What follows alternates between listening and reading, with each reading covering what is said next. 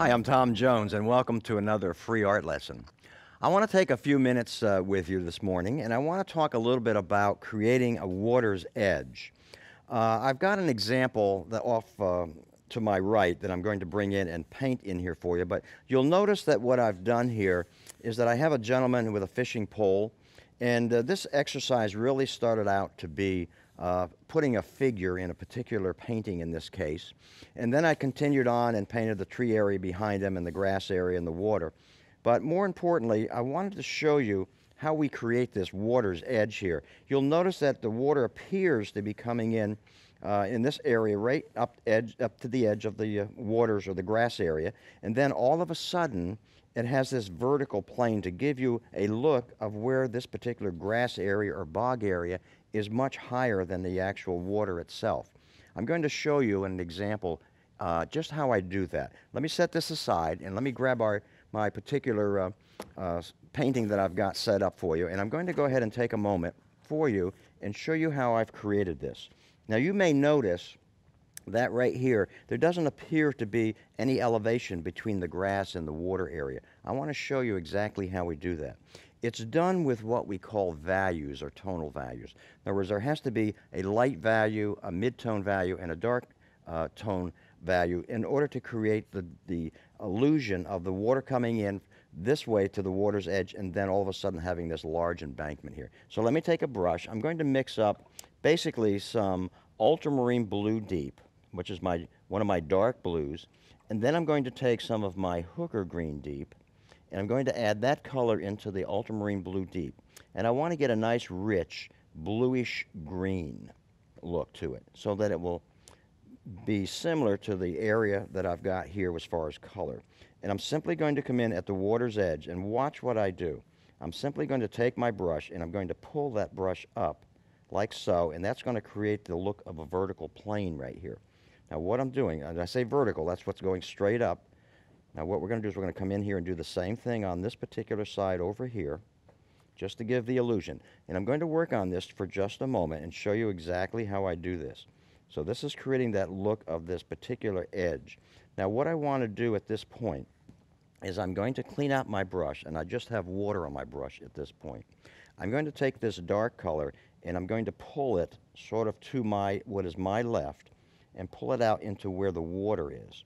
And you'll notice all of a sudden that it looks like it's part of this area of the water with a shadow effect. Notice how I have this little reflection or shadow effect coming into the water area. But all of a sudden, I've got this vertical plane.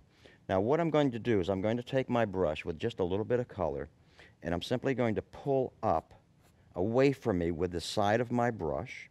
I'm going to pull up this grass area like so. And it'll give the illusion that there's sort of a tufted area there of grass. And notice all of a sudden, we've got this interesting look of where the water's edge is now.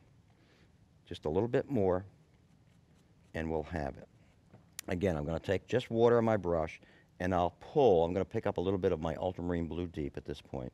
Then what I'm going to do is I'm going to come in and I'm going to pull some of that color away from the edge of the bank next to the water, and just pull this color across the beginning or the front of this area. Let me pick up a little more hooker green, put that into my blue, a little more ultramarine blue deep. And I want this area where the water is here in the foreground a little darker than it is back in the middle ground or in the distance. And that will give me the illusion of distance in my painting. So I'm just painting in a little darker value here for the water, and then all of a sudden, again, I've got this illusion that's created by a value change. You'll notice here, let me take a moment and mix up a little more color.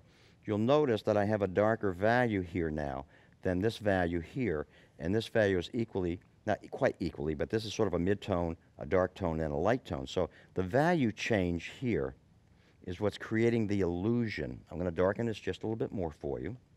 It's creating that illusion that there's a bank on this water right here. Now I'm going to take and do one other thing. You saw me take my brush and pull the color across to my left, again, to give me a look of darker water here in the foreground and lighter in the distance.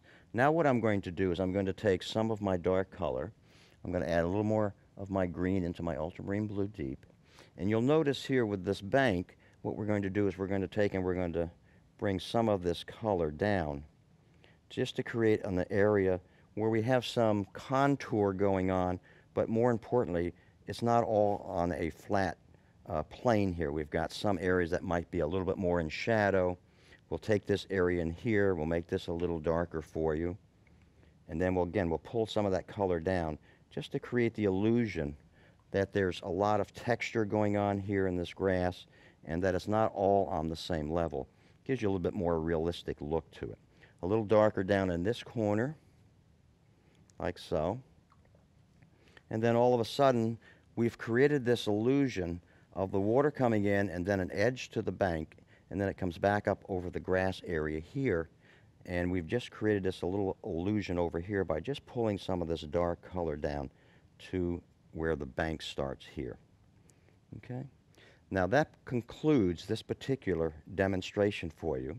I hope you've enjoyed this and have fun with this exercise in the future. I'm Tom Jones, and again, thank you for joining me.